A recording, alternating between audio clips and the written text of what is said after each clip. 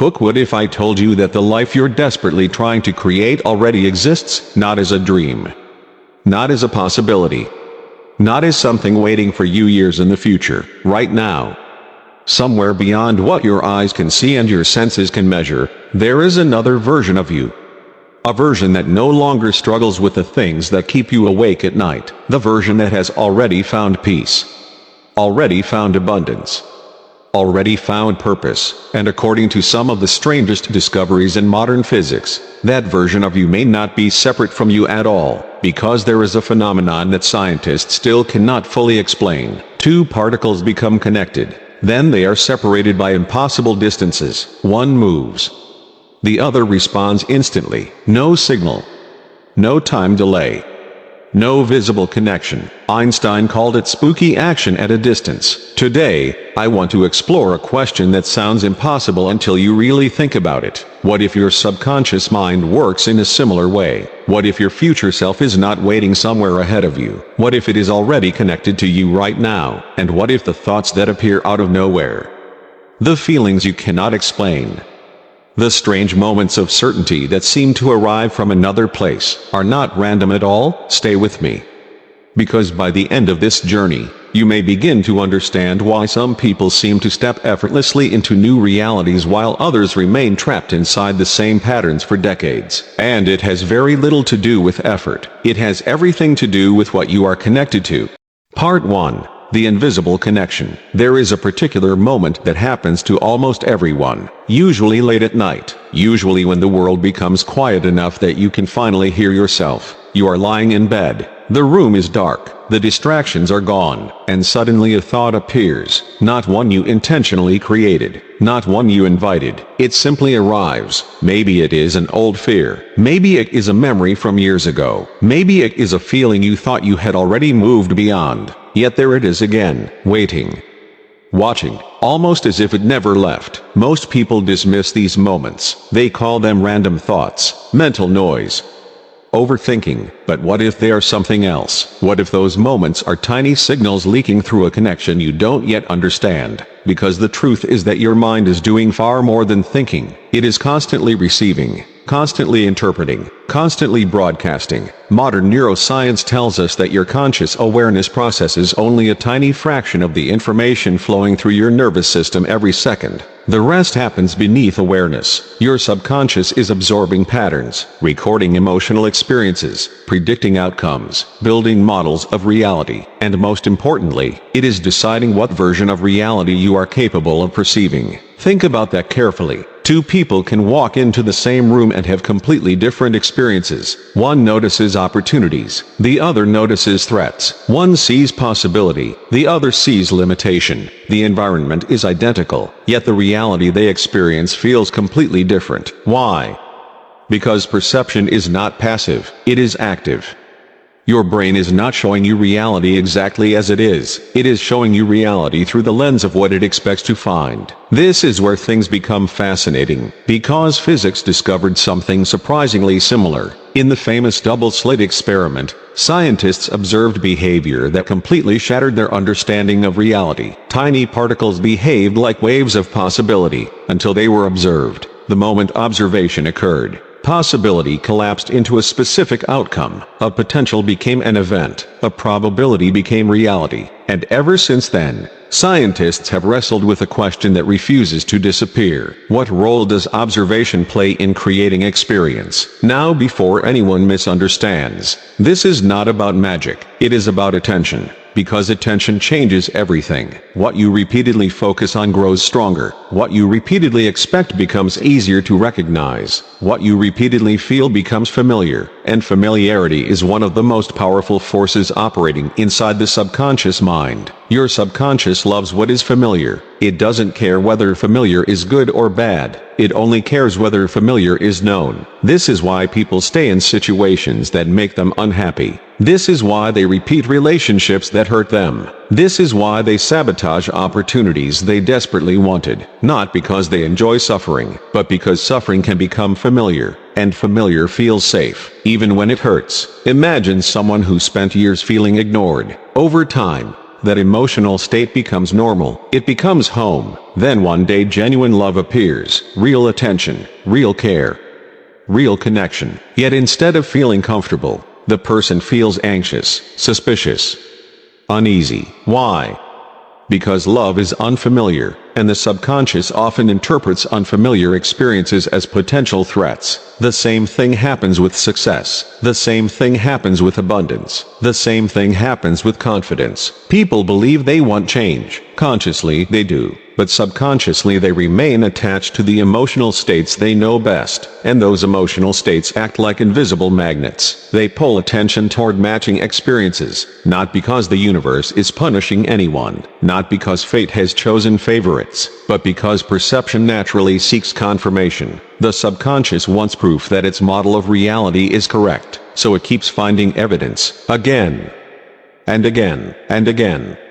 Soon the person begins saying things like, "Why does this always happen to me? Why do I keep attracting the same people? Why do I always end up here?" The answer is uncomfortable, because the pattern is not outside them. The pattern is inside them. The external experience is simply reflecting an internal state that has been repeated so many times it feels like reality itself. This is where the idea of entanglement becomes a powerful metaphor. In quantum physics, entangled particles remain connected regardless of distance. Change one, the other responds. Their behaviors remain correlated. Now imagine your subconscious in a similar way. Imagine that every major emotional experience from your past left an imprint, an energetic signature, a pattern, a frequency. And every day your subconscious continues broadcasting that frequency into your perception of reality, not through words, through feeling. Because feelings are the language of the subconscious. Long before you think a thought, you feel something. Long before you make a decision, your nervous system has already started moving toward a familiar response. This means your future is not being created only by your actions. It is being influenced by the emotional state underneath your actions. Two people can perform the same behavior. One acts from fear. The other acts from certainty. The behavior looks identical. The state is completely different. And over time, the state wins, because state determines consistency. State determines perception. State determines what possibilities you notice and which ones you ignore. The fascinating part is that most of these patterns were formed before you even realized they existed. A childhood disappointment, a moment of rejection, a painful experience you never fully processed. Each one became information. Each one helped shape your subconscious expectations, and eventually those expectations became invisible rules. Rules you never consciously agreed to. Rules that quietly influence your life every single day. Maybe one of those rules says, success is difficult, love is unreliable, money creates stress, people leave, nothing lasts. You may not consciously believe these statements, but if your nervous system absorbed them years ago, they can continue operating beneath awareness. And every time reality presents evidence that supports those beliefs, the pattern becomes stronger. This is why awareness is so powerful, because the moment you become conscious of a pattern, you are no longer completely controlled by it. You begin observing the observer. You begin noticing the lens through which you see reality. And that changes everything, because once a pattern becomes visible, it becomes changeable. The invisible starts becoming visible. The automatic starts becoming intentional. The unconscious starts becoming conscious. And that is where transformation begins. Not with forcing, not with pretending, not with positive thinking, but with awareness. The awareness that perhaps you are not experiencing reality exactly as it is. You are experiencing reality through the emotional state you have become entangled with. And if that is true, then a question emerges. A question that could change everything. If you became entangled with these patterns unconsciously, can you become entangled with something new on purpose? Can you deliberately create a different emotional baseline? Can you teach your nervous system a new reality? Can you reconnect yourself to a completely different future? The answer is yes. But before that can happen, there is one obstacle standing in the way, and it is far more powerful than most people realize. Because the greatest barrier to transformation is not fear, it is familiarity. And in the next part, you're going to discover why familiarity keeps people trapped for decades and how breaking free requires something most people spend their entire lives avoiding. Part 2. The prison of familiarity. There is something strange about human beings. We say we want change. We pray for change. We dream about change. We spend years imagining a different life. Yet when change finally appears, something inside us resists it. Not consciously, not deliberately, but powerfully enough to keep us exactly where we are. This contradiction confuses most people. They look at their lives and wonder why the same patterns keep repeating, why the same fears return, why the same struggles seem to follow them from one chapter of life to the next. They assume they lack motivation. They assume they need more discipline, more knowledge, more effort. But what if the problem isn't effort at all? What if the real problem is familiarity? Because familiarity is one of the strongest forces operating inside the human nervous system, stronger than logic, stronger than willpower, sometimes even stronger than desire itself. Your subconscious mind has one primary responsibility: keep you safe. Not successful, not fulfilled, not enlightened, safe. And to the subconscious, safe does not mean good. Safe means known, predictable, recognizable, familiar. This is why someone can spend years in a situation that makes them miserable and still feel terrified of leaving it. The pain is familiar, the uncertainty beyond it is not, and uncertainty triggers alarm. The subconscious would rather stay in a prison it understands than walk into freedom it cannot predict. Think about that. How many people remain trapped inside versions of themselves they outgrew years ago? How many people continue carrying identities that no longer serve them? The shy person, the unlucky person, the anxious person, the person who never gets chosen, the person who never has enough. At some point these identities stop being descriptions. They become emotional homes, places the nervous system returns to automatically, even when those places hurt, especially when those places hurt, because pain repeated often enough becomes normal, and what becomes normal becomes invisible. You stop questioning it. You stop noticing it. You stop realizing it's a choice. It simply becomes reality. This is where most people misunderstand transformation. They think transformation is about becoming someone new. It isn't. Transformation is about becoming aware of what you've been unconsciously repeating, because repetition creates identity, and identity creates reality. The subconscious doesn't listen to what you say, it listens to what you repeatedly experience. Imagine a path through a forest. The first time someone walks it, there is barely a trail. Just a few bent leaves, a few footprints, but walk the same route every day for years and eventually a clear road appears, wide, obvious, automatic. The same thing happens inside the brain. Every thought, every emotional reaction, every repeated belief, creates pathways, neural roads. And over time those roads become the default routes your mind travels. This is why the same thoughts keep appearing, not because they're true, because they're practiced. This is why anxiety feels automatic, not because it's your identity, because it's familiar. This is why certain fears seem impossible to escape, not because they're permanent, because they've been repeated thousands of times. The brain becomes efficient at whatever it practices, and efficiency feels like truth, but they are not the same thing. A familiar thought can feel true even when it's completely false. A familiar fear can feel real even when no danger exists. A familiar limitation can feel permanent even when endless possibilities surround you. The problem is not the thought. The problem is the repetition. Because repetition creates emotional gravity, and emotional gravity pulls you back toward the same experiences, again, and again, and again, until eventually life begins to feel predictable. The same disappointments, the same frustrations, the same cycles, different faces, different places, same emotional experience. This is where people often begin blaming external circumstances. They blame bad luck, other people, the economy, timing, the universe, and sometimes those factors matter, but there is another factor operating beneath them all: the emotional state through which reality is being filtered. Because two people can encounter the exact same obstacle. One sees a dead end, the other sees a challenge. One sees evidence of failure, the other sees information. One gives up, the other adapts. The event is identical, the interpretation is different, and interpretation determines experience. This is why your emotional state matters more than most people realize, because emotional states are not passive. They're active filters. They shape what you notice, what you ignore, what you believe, what you attempt, what you avoid. Every emotional state creates a different version of reality. Fear reveals one world, confidence reveals another, scarcity reveals one world, abundance reveals another, shame reveals one world, worthiness reveals another. The external environment may remain the same, yet your experience changes completely.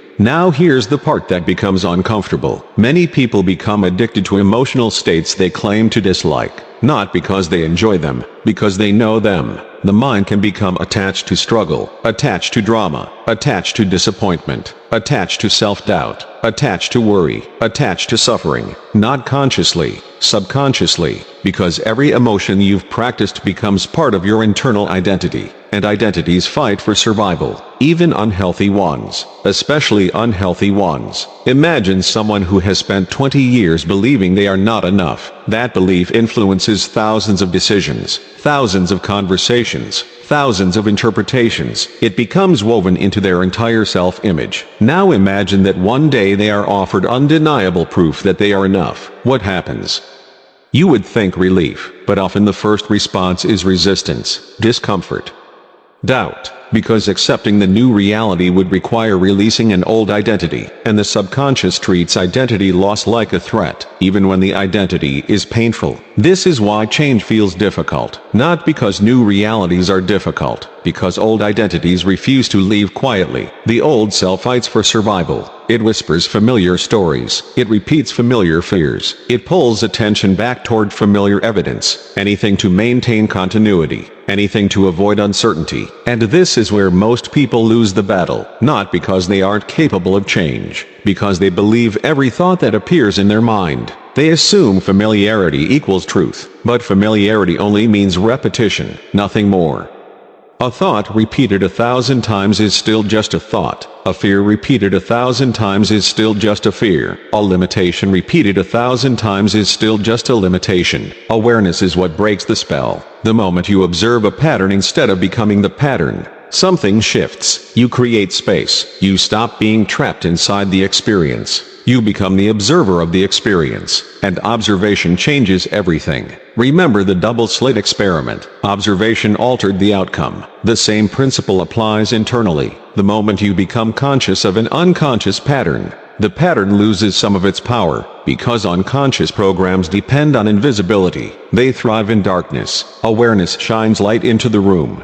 And suddenly what felt permanent starts looking temporary. What felt like identity starts looking like conditioning. What felt like destiny starts looking like repetition. That realization is powerful, but it creates a new challenge. Because seeing the prison is not the same as leaving it. Most people become aware of their patterns and then immediately try to escape them. They force positivity, force motivation, force confidence, force happiness, but force is still resistance, and resistance keeps attention locked onto the thing being resisted. Imagine trying not to think about a specific word. The harder you try, the stronger it becomes. The same thing happens emotionally. What you resist persists, not because resistance is weak, because resistance is attention, and attention feeds patterns. So if force doesn't work, what does? The answer is surprisingly simple. You stop running. You stop fighting. You stop pretending. You turn around and face the feeling directly, not the story.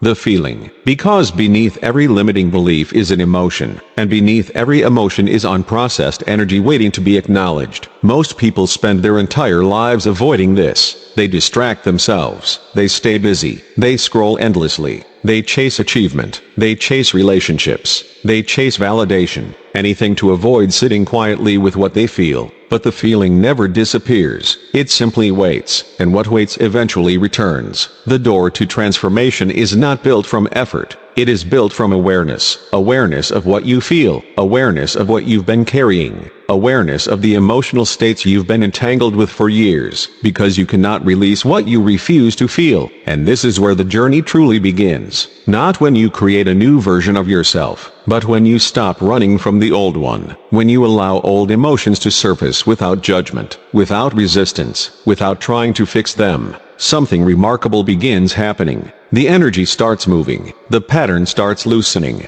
the identity starts cracking, and for the first time, a different future becomes possible. Not because reality changed, because you changed, because the observer changed, because the state changed. And when the state changes, the connection changes, the frequency changes, the possibilities change, which leads us to the most important question of all. If familiar emotions built your current reality, can new emotions build a different one? Can you intentionally create new neural pathways? Can you teach your subconscious a completely new identity? Can you become entangled with a future that feels impossible right now? The answer is yes, and in the next part, we're going to explore exactly how that happens, because once you understand how the brain rewires itself, once you understand how emotion reshapes perception, once you understand how states become realities, you'll never look at your life the same way again. The future you've been chasing may not be waiting ahead of you at all. It may be waiting for you to become the person who can finally receive it. Whether they occur physically or mentally, neural pathways strengthen,